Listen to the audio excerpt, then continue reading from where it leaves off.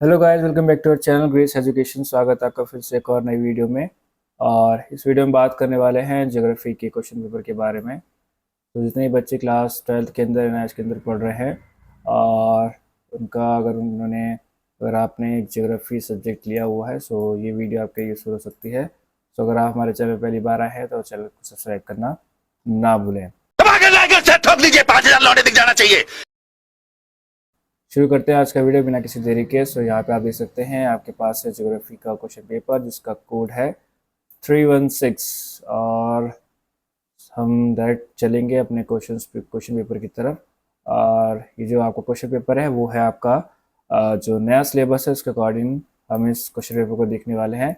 और जो question paper है वो आपका 2024 अप्रैल सेशन का पेपर है। ठीक है, सो शुरू करते हैं आज की वीडियो। और इसमें हम देखते हैं यहाँ पे आपको दिया गया है कि आपके जो पेपर है उसमें 46 क्वेश्चन है। ठीक है, सो अलग अलग तरह के क्वेश्चन आपको इसमें मिलने वाले हैं अकॉर्डिंग टू न्यू फॉर्मेट, नए सिलेबस के अकॉर्डिंग जो आपका पेपर है जो आपके पास बन के आया है इस बार। तो इसमें आपके पास मल्टीपल चॉइस क्वेश्चन है, ऑब्जेक्टिव टाइप मैप के क्वेश्चंस आपको मिलेंगे और उसके साथ very short answer type question मिलेंगे, शॉर्ट आंसर टाइप क्वेश्चंस मिलेंगे जिसमें आपको 50 से 80 वर्ड में लिखना होगा। और फिर आपको लॉन्ग आंसर टाइप क्वेश्चन इसमें मिलने वाले हैं जो कि आपको 80 से 120 वर्ड के अंदर लिखने होंगे। तो शुरू करते हैं आगे। देखते हैं हम कौन कौन से क्वेश्चंस हमारे जो पेपर है इसमें दिए गए हैं। तो यहाँ पे हम देख सकते हैं फर्स्ट क्वेश्चन दिया है which river flows through a rift valley. जो कौन सी नदी है जो कि आपका रिफ्ट वैली से होकर जाती है, चंबल, गोदावरी, यमुना या नर्मदा। नेक्स्ट क्वेश्चन तरफ बढ़ते हैं। और इसे फर्स्ट क्वेश्चन में आपके पास ऑप्शन में एक और क्वेश्चन दिया है which one is an example of periodic wind. इनमें से कौन सा जो है पीरियोडिक विंड का एक एग्जाम्पल है। Land and sea breezes, monsoon, westerlies, foehn, कौन सी जो इनमें से पीरियोडिक विंड है। ठीक है, फिर नेक्स्ट क्वेश्चन है हमारे पास which one of the following factor affect the salinity of ocean. इनमें से कौन सा फैक्टर है जो कि जो महासागर है उसकी जो है सैलिनिटी को इफेक्ट करता है। डेनुडेशन, इवेपोरेशन, डिपोजिशन, इरोजन, क्या कौन सा ऑप्शन इसमें से सही हो सकता है, आप उसको टिक कर सकते हैं। फिर नेक्स्ट क्वेश्चन दिया है विच one of the following is an ocean zone divided on the basis of vertical distribution of temperature. इनमें से कौन सा जो है आपका ओशन जो है जिसको जो कि आपका टेम्परेचर के आधार पे जो है बांटा गया है। ठीक है, वर्टिकल जी मतलब खड़े जो है वर्टिकल जो होता है कौन सी चीज़ है उसको डिवाइड करती है। तो इसमें दिया हाई एल्टीट्यूड, मेडिटेरियन या फिर मीडियम लैटिट्यूड या फिर थर्मोक्लाइन। फिर क्वेश्चन नंबर 3 है विच one of the following is an example of local winds. इनमें से कौन सा जो है एक लोकल विंड का एग्जांपल पाया जाता है। यहाँ पे दिया ट्रेड विंड, फॉन, वेस्टर्लीज और मॉनसून। ठीक है, आगे बढ़ते हैं नेक्स्ट क्वेश्चन में। क्वेश्चन नंबर 4 दिया है major climate group A refers to which one of the following. जो आपका मेजर क्लाइमेट ग्रुप ए है वो इनमें से किस चीज़ को संबोधित करता है। पहला दिया है पोलर क्लाइमेट, सेकंड दिया है dry climate, tropical humid climate या फिर वार्म टेम्परेट क्लाइमेट। ठीक है, इनमें से कौन सा ऑप्शन आपके लिए सही है वो आपको देखना है। फिर फिफ्थ क्वेश्चन दिया है tropic of cancer passes through which one of the following state. Tropic of cancer इनमें से कौन से राज्य से होकर गुजरती है। असम से होकर गुजरती है, नागालैंड से, बिहार, राजस्थान, कहाँ से आगे गुजरती है आपको टिक करना है। ठीक है, इसी में ऑप्शन दिया है क्वेश्चन एक और विच one of the following river is included in the Ganga basin. Ganga basin में कौन सी रिवर इंक्लूडेड है, मतलब उसमें कौन सी शामिल है। तो ब्रह्मपुत्र शामिल है, यमुना, सतलुज, गोदावरी कौन से शामिल है। ठीक है, तो गंगा बेसिन में नॉर्मली मेरे ख्याल से तो ब्रह्मपुत्र ही आके मिलती है। फिर नेक्स्ट है हमारे पास सिक्स वाला question two statement assertion A and reason R are given below. Read both statements, choose the correct option. तो आपको दो स्टेटमेंट दी है A और R और आपको बताना है कि कौन सा स्टेटमेंट कौन सा जो है इनके लिए ऑप्शन सही होगा। ठीक है, the means of surface water is precipitation, about 20% of the precipitation evaporates and become atmospheric water। ठीक है, सो आपको बताना है कि कौन सा वाला ऑप्शन सही है। वो दोनों ए और आर सही हैं और R is the correct explanation of A. जो आर है ये वाला स्टेटमेंट जो है वो ए को एक्सप्लेन करता है। सो इस तरह से आपके पास ऑप्शन दिए अलग अलग। ठीक है, इस तरह से आपके पास क्वेश्चन है और क्वेश्चन आपके ये हमारे पास एमसीक्यूज हैं। ठीक है, क्वेश्चन नंबर 7 में दिया है कि the Government of India observe the National Forest Martyrs Day on which of the following days, कौन से दिन में नेशनल फॉरेस्ट मार्टिर्स डे को बनाया जाता है। ठीक है, यहाँ पे आपके ऑप्शन दिए हैं, वीडियो को पॉज करके आप फटाफट इसको देख सकते हैं। आगे बढ़ते हैं जल्दी। यहाँ पे दिया है Rabari rivers forest range is located in which of the following, जो आपका राबारी रिजर्व फॉरेस्ट है वो कौन सी इनमें से कौन सी जगह पे पाया जाता है, हल्दिया में, कोलकाता में, वेस्ट मेदिनीपुर में या फिर दार्जिलिंग में। ठीक है, आगे चलते हैं। हमारे पास क्वेश्चन नंबर 9 में दिया है जो choose the correct statement regarding the significance of operation flood. Operation flood को ध्यान में रखते हुए आपको इनमें से सही जो ऑप्शन है उसको चूज करना है। आप इसको देख सकते हैं, वीडियो को पॉज करें और इसको जो है आप देखिए कि कौन सा ऑप्शन जो इनमें से सही हो सकता है। ठीक है, आगे बढ़ते हैं। यहाँ पे दिया question number 10, match column first and column second and choose the correct option. आपको कॉलम फर्स्ट और सेकंड को मैच करना है और करेक्ट ऑप्शन को चूज करना है। ठीक है, यहाँ पे ऑप्शंस यहाँ दिया है। ठीक है, मतलब कौन सा वाला किसके साथ मैच होगा आपको यहाँ से आप इसको करना है। आपको यहाँ डायरेक्ट इसको इससे मैच नहीं करना है, यहाँ पे ऑप्शन दिए हैं, कौन सा ऑप्शन सही होगा वो आपको बताना है। ठीक है, आगे बढ़ते हैं। हिंदी वाले बच्चे यहाँ पे देख सकते हैं क्या क्या आपको दिया हुआ है। ठीक है, आगे बढ़ते हैं। यहाँ पे क्वेश्चन नंबर इसी में आपके पास ऑप्शन है मैच कॉलम फर्स्ट और सेकंड, इसमें भी आपको मैच ही करना है और यहाँ पे आपको जो है ऑप्शंस बना के दिए गए हैं कि आप किस तरह से इसको चूज कर सकते हैं। ठीक है, बॉक्साइट, पेट्रोलियम, कोल, आयरन, फिर यहाँ पे जो है माइंस के नाम दिए हुए हैं। ठीक है, आगे चलते हैं। हमारे पास यहाँ दिया है 11वें क्वेश्चन में हमारे पास in which the following census year the percentage of urban population was highest in India, कौन से सेंसस ईयर में जो है अर्बन पॉपुलेशन सबसे ज़्यादा थी भारत के अंदर, 2011 में, 1991 में, 2001, 1981 में। ठीक है, आगे बढ़ते हैं। विच one of the following states has the highest sex ratio in the country, कौन से राज्य में सबसे ज़्यादा जो सेक्स रेशियो सबसे ज़्यादा हाईएस्ट पाया जाता है, महाराष्ट्र में, केरला में, वेस्ट बंगाल या गुजरात में।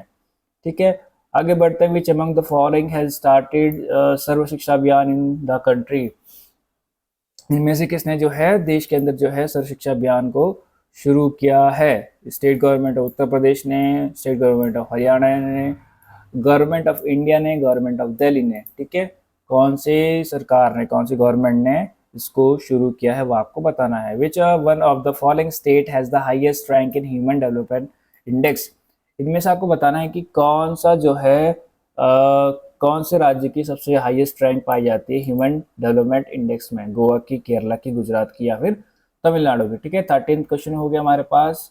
फिर हम चलते हैं 13 में आपके पास एक क्वेश्चन है, विच of the following is a pillar of human development, इनमें से कौन सा जो है ह्यूमन डेवलपमेंट का पिलर माना जाता है, स्तंभ माना जाता है, इक्विटी, डेमोक्रेसी, जस्टिस या फिर रिलीजन। ठीक है, नेक्स्ट क्वेश्चन दिया 14th, which one of the following comes under the millennium development goals, इनमें से कौन सा जो है मिलेनियम डेवलपमेंट गोल्स के अंदर आता है। ठीक है, ऑप्शंस आप देख सकते हैं, अपनी वीडियो को पॉज करके आप ऑप्शंस चेक कर सकते हैं। फिर हम आगे बढ़ते हैं। यहाँ पे दिया agenda 21 regarding the future environment was prepared in which of the following conferences, जो आपका एजेंडा 21 है वो इनमें से कौन सी कॉन्फ्रेंस में बनाया गया था। ठीक है, अलग अलग कॉन्फ्रेंस के यहाँ पे नाम दिए गए हैं, यूनाइटेड नेशन मिलेनियम समिट, अर्थ समिट, रियो +10, WSST। ठीक है, आगे चलते हैं। हमारे पास क्वेश्चन नंबर 15 में दिया है the total sustainable development goals are, जो आपके टोटल सस्टेनेबल डेवलपमेंट गोल्स है वो कितने हैं, 13, 15, 11 या फिर 17। ठीक है, इसी के अंदर एक क्वेश्चन और है, विच of the following UTs has achieved the highest score in sustainable development goal index, इनमें से किसने जो है सस्टेनेबल डेवलपमेंट गोल इंडेक्स में सबसे ज़्यादा स्कोर किया, दिल्ली ने, पौंडीचेरी ने, लक्षद्वीप या फिर चंडीगढ़ ने। ठीक है, फिर आगे है which one the following is cold wind, इनमें से कौन सी जो विंड है उसको कोल्ड विंड बोला जाता है, बोरा, चिनूक, फॉन या sirocco. Next question, buran cold wind is related to which one of the following region, जो आपका बुरान कोल्ड विंड है वो कौन से रीजन में, कौन सी स्थान में बहती है। यहाँ पे दिया सेंट्रल एशिया रशिया में, रॉकी माउंटेन्स में, अल्प माउंटेन्स में या फिर प्लेन ऑफ नॉर्थ इंडिया में बहती है। आगे चलते हैं। यहाँ पे आपके पास दिया है, आपके पास मैप बेस्ड क्वेश्चन है। यहाँ पे 17, 18, 19, 20 में क्वेश्चन दिए हैं, ठीक है। यहाँ पे आपको एक नक्शा दिया है और फिर आपको क्वेश्चन नंबर 17 में बोला गया है कि आपको जो है इस मैप को देखकर आपको जो है क्वेश्चंस के आंसर देने हैं। सो जैसे कि आप यहाँ पे देख सकते हैं क्वेश्चन नंबर 17 दिया है, identify the mountain, mark as A on the top and choose the correct option. आपको बताना है, जो आपको यहाँ पे माउंटेन दिया गया है ए मार्क करके बताना है कि वो जो माउंटेन है वो कौन सा माउंटेन है, ठीक है। यहाँ पे ये दिया है ए बना हुआ है यहाँ पे, ठीक है। यहाँ पे कौन सा माउंटेन पाए जाते हैं वो आपको बताना है। फिर नेक्स्ट क्वेश्चन दिया है, identify the plate mark B, जो प्लेट मार्क किया गया है बी लिखकर, ये वाला जो प्लेट मार्क किया गया है ये कौन सा प्लेट है वो आपको बताना है, ठीक है। क्वेश्चन में करीबन प्लेट है, नाज़का प्लेट है, स्कॉटिया प्लेट है या फिलिपाइन प्लेट है, वो आपको बताना है। फिर है आइडेंटिफाई द करंट मार्क सी, जो मैप में सी मार्क किया गया है उसको बताना है वो क्या चीज़ है, ठीक है। फिर है identify the grassland mark D, जहाँ पे आपका डी मार्क किया गया है तो उसमें आपको बताना है कि वहाँ पे कौन सा ग्रासलैंड है, प्रेरीज है, कैंटरबरी है, पैम्पास है या फिर डाउन्स है, ठीक है। आगे बढ़ते हैं, यहाँ पे दिया है कि these question are for visually impaired candidates, ठीक है। तो ये जो नेक्स्ट क्वेश्चन यहाँ पे दिए 17, 18, 19, 20, ये जो है आपका दृष्टि बाधित परीक्षार्थियों के लिए, ठीक है। सो ये आपको नहीं करना है, जो नॉर्मल स्टूडेंट्स उनको नहीं करना है। फिर आपके पास है 21 question, any answer any two of the following question in 1 word और 2 ईच। तो आपको क्या करना है, जो क्वेश्चन यहाँ पे दिए उनका एक वर्ड में या फिर 2 वर्ड में आंसर लिखना है, ठीक है। जैसे कि यहाँ पे दिया, name the volcanic mountain of Japan, Japan का जो वॉल्केनिक माउंटेन है उसका नाम आपको लिखना है। The Malwa plateau is an example of which type of plateau, जो मालवा प्लेट्यू है वो किस तरह का प्लेट्यू है वो उसका आंसर आपको लिखना है। फिर है Mexican plateau is an example of which type of plateau, जो आपका मैक्सिकन प्लेट्यू है वो किस तरह का प्लेट्यू है वो आपको बताना है। और फोर्थ दिया है, the Colorado plateau is example of which type of plateau, Colorado plateau किस तरह का प्लेट्यू है वो आपको यहाँ पे लिखना है, ठीक है। तो इसमें से 4 आपको दी है, लेकिन आपको 4 में से सिर्फ 2 ही करना है, 2 मार्क्स का ये क्वेश्चन होने वाला है। फिर है, read the given paragraph carefully, answer any 2 of the following question in 1 और 2 वर्ड्स। आपको क्या करना है, इस पैराग्राफ को केयरफुली पढ़ना है और आपको इसका आंसर जो है 1 या 2 शब्दों में देना है, ठीक है। जो क्वेश्चन आपको नीचे दी गई, यहाँ पे एक आपको एक पैराग्राफ दिया है, ठीक है। इस पैराग्राफ को पढ़ना है, उसके बाद आपको यहाँ पे जो क्वेश्चंस दिए हैं उसको जो है उसके आंसर लिखने हैं। सो ये आपका होने वाला है 2 मार्क्स का, ठीक है। 2 क्वेश्चन करना है, सिर्फ 4 क्वेश्चन दिए, सिर्फ आपको इसमें से 2 क्वेश्चन करने हैं। तो ये आप देख सकते हैं कि आपके क्वेश्चन पेपर के अंदर इस तरह से रीड करके आंसर लिखने वाले क्वेश्चंस भी आने वाले हैं, ठीक है। हिंदी मीडियम वाले भी इसको देख सकते हैं किस प्रकार यहाँ पे क्वेश्चंस दिए गए हैं। तो इस प्रकार से आपके पास एक पैराग्राफ आएगा, उसमें से आपको जो है आंसर्स देखने ढूंढ के लिखने होंगे। फिर क्वेश्चन नंबर 23 हम देखते हैं, यहाँ पे दिया है मैच एनी 2 करेक्ट कॉम्बिनेशन, इसमें सिर्फ 2 करेक्ट कॉम्बिनेशन को आपको मैच करना है, बाकी को छोड़ देना, ठीक है। 4 दिए हैं, 4 में सिर्फ 2 ही आपको करना है, ठीक है। आगे बढ़ते हैं, यहाँ पे हमारे पास दिया है question number 24, answer any 2 of the following questions in 1 और 2 वर्ड्स। आपको जो है इनमें से 2 क्वेश्चन करना है जिसका आंसर आपको 1 या 2 शब्दों में लिखना है। नेम एनी 2 मेन सब ब्रांचेस ऑफ रीजनल ज्योग्राफी, आपको जो है रीजनल ज्योग्राफी के 2 सब ब्रांचेस का नाम लिखना है। फिर है, the study and practice of making maps and diagram is known as what, जब नक्शों को या डायग्राम को बनाया जाता है तो उसकी स्टडी को और प्रैक्टिस को क्या बोलते हैं। फिर है, name any 2 branches of physical geography, physical geography के 2 ब्रांचेस के नाम आपको लिखने हैं। फिर आता है आपके पास, name any 2 branches of human geography, human geography के 2 ब्रांचेस के नाम आपको लिखने हैं, ठीक है।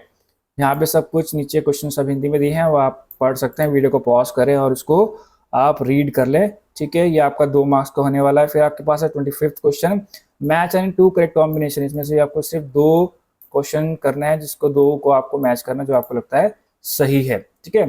फिर हम चलते हैं आगे, क्वेश्चन नंबर 26 में दिया है, answer 2 of the question by filling the blanks with appropriate word, ठीक है। यहाँ पे आपको जो है फिल इन द ब्लैंक्स भरना है, ठीक है। 4 दिए हैं, 4 में से 2 आप कर सकते हैं।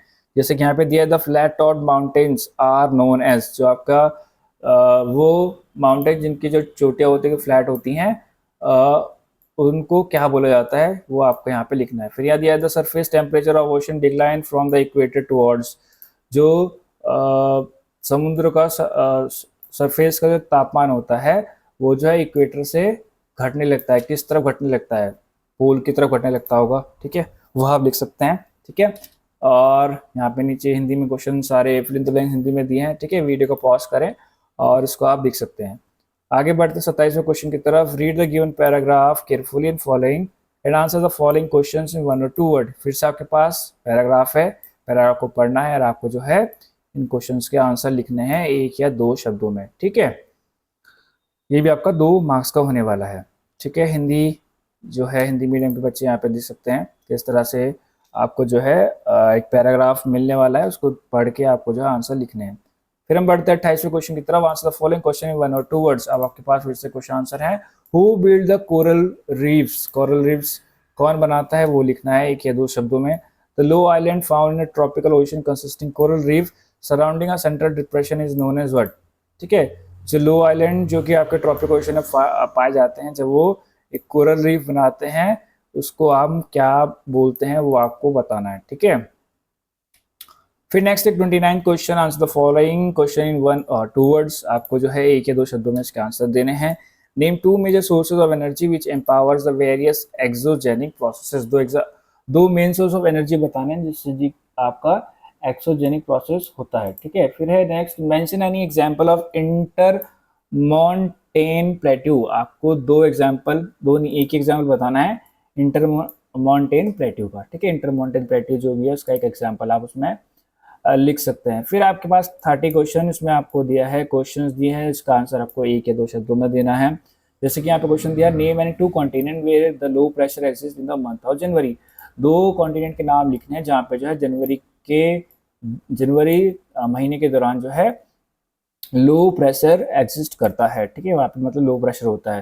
क्वेश्चन बी दिया है, what is the other name of inter tropical convergence zone. जो इंटर ट्रॉपिकल कन्वर्जेंस जोन है उसका दूसरा नाम क्या है वो आपको लिखना है। आपके पास ये क्वेश्चन है 2 मार्क्स का, ठीक है। फिर आता है question number 31, explain 2 main feature of western Ghat in India. Western Ghat in India जो है उसके आपको 2 मेन फीचर लिखने हैं। 2 मार्क्स का आपको क्वेश्चन होने वाला है। तो इस प्रकार से आपके क्वेश्चंस आपके पेपर में आने वाले हैं, इसलिए आप जो है क्वेश्चन पेपर को ध्यान से देख सकते हैं कि किस प्रकार से आपके पास क्वेश्चन आ रहे हैं और किन किन चैप्टर से क्वेश्चन जो है वो रिलेट करते हैं। उन चैप्टर्स को आप अच्छे से पढ़ लें। फिर है आपके पास explain any 2 negative impact of green revolution और इंडियन एग्रीकल्चर। जो आपका ग्रीन रेवोल्यूशन था उसके भारतीय एग्रीकल्चर पे क्या 2 नेगेटिव इम्पैक्ट पड़े थे वो आपको उसमें लिखना है। फिर है 33 question, sun is the most vital abundant and direct source of energy. जो आपका सूरज है वो सबसे बड़ा जो है सोर्स ऑफ एनर्जी है। Explain the statement in the context of India. भारत के कॉन्टेक्स्ट में, संदर्भ में इसकी जो है आपको व्याख्या करनी है, एक्सप्लेन करना, बताना है, ठीक है। फिर 34, explain the role of NITI national institute of transforming India का रोल आपको बताना है to achieve the objective of sustainable development goal, ठीक है। वो उसने जो है किस तरह से काम किया सस्टेनेबल डेवलपमेंट गोल को अचीव करने में, ठीक है। फिर है आपके पास question number 35, how are the human affecting the environment and its quality. जो इंसान है वो वातावरण और उसकी क्वालिटी को किस तरह से प्रभावित करता है। Explain any 2 ways. आपको जो है 2 तरीके बताने हैं, ठीक है। 2 मार्क्स का क्वेश्चन होने वाला है।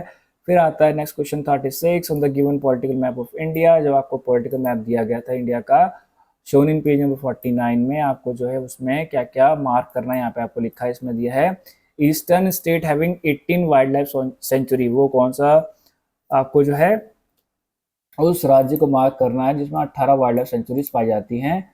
और दूसरा आपको मार्क करना है western state having 25 wild life sanctuaries, ठीक है। तो उन वेस्टर्न स्टेट को आपको मार्क करना है जिसमें 25 वाइल्ड लाइफ सेंचुरीज पाई जाती हैं, ठीक है। एक ईस्टर्न स्टेट और दूसरे हैं वेस्टर्न स्टेट, ठीक है। फिर है आपके पास नेक्स्ट क्वेश्चन यहाँ पे दिया है कि जो अगला ये जो क्वेश्चन दिया है यहाँ पे A और B, ये आपको नहीं करना है, ये आपका विजुअली इम्पेयर्ड कैंडिडेट के लिए, ठीक है। तो इसको आप छोड़ देना। फिर है आपके पास आगे नेक्स्ट 37 क्वेश्चन आपको दिया on the given outline map of India. फिर से आपका मैप का क्वेश्चन है, आपको बताना है कि जो southern most place on the main land of India, Bharat में जो सबसे साउदर्न मोस्ट प्लेस है वो कौन सा है वो मार्क करना है। और दूसरा आपको मार्क करना है highest peak of Eastern Ghat. Eastern Ghat के सबसे हाईएस्ट पीक कौन से वो आपको मार्क करनी है, ठीक है।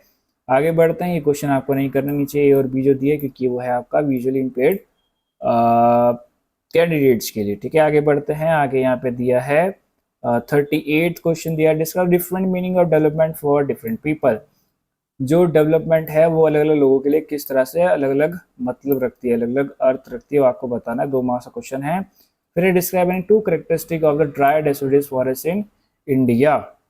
आपको बताना है कि भारत के अंदर जो है जो ड्राई डेसिडुअस फॉरेस्ट है उसकी 2 कैरेक्टरिस्टिक्स आपको लिखनी है, ठीक है। ये भी आपका 2 मार्क्स का क्वेश्चन है। फिर आपके पास आपको यहाँ पे दिया है मैप, और इस मैप में आपके पास सारी चीजें मेंशन करके पहले से दी हुई है, और उसके बाद आपको दिया हुआ है क्वेश्चंस, ठीक है। यहाँ पे दिया है name the state where the Gir hill are located. तो मैप में देखो कि गिर हिल कहाँ पे है और उसको ढूंढो, और वो कौन से राज्य में है उसका जो है आपको नाम लिख देना है, ठीक है।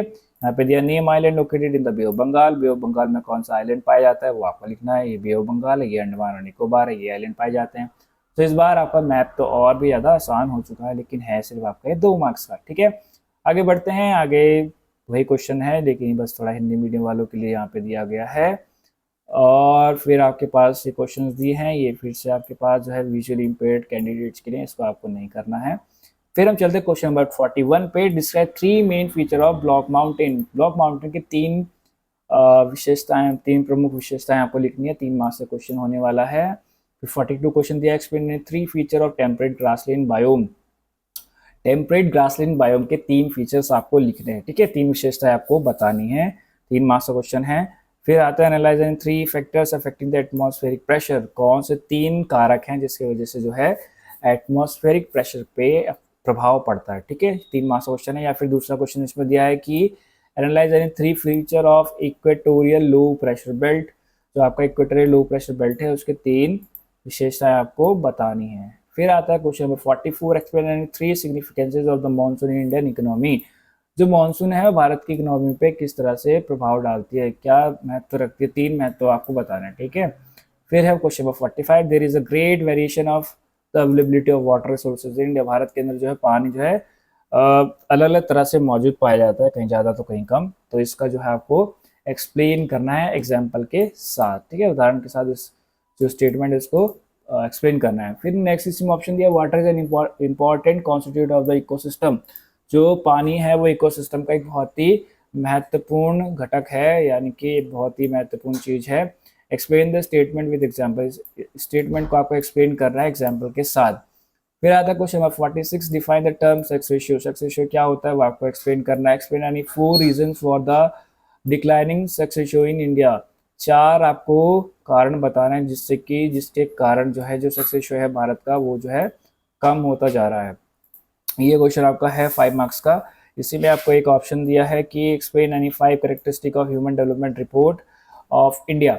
आपको जो है जो आपका ह्यूमन डेवलपमेंट रिपोर्ट था भारत का उसकी 5 कैरेक्टरिस्टिक, 5 विशेषताओं को लिखना है, ठीक है। वो क्या क्या थी, ठीक है।